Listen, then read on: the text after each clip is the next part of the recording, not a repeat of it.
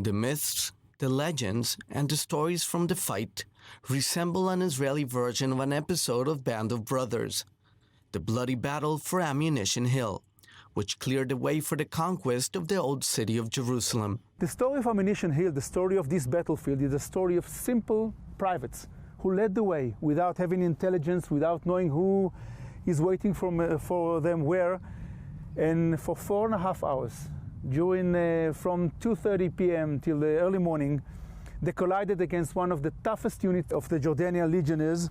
On June 6 of 1967, approximately 100 Israeli soldiers from the 55th Paratroopers Brigade 66th Battalion faced off against 120 Jordanian soldiers entrenched in a fortified military base. The Jordanians mastered the 300 meters of trenches and 40 bunkers originally built by the British when they ruled the area 20 years earlier. The Bedouins, the Arabs, they were armed to the teeth. They knew every centimeter of this maze of trenches. They kept on popping up from these small bunkers, from the junctions, and the paratroopers kept on pushing forward. Alon was 10 months old when his father, combat engineer Alon Wald, a reservist in the Paratroopers Battalion, was called up for battle.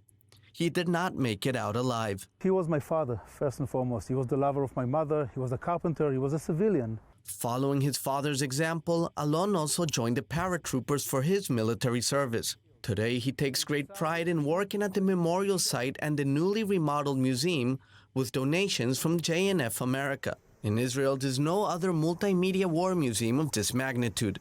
We are actually the only war museum in Israel.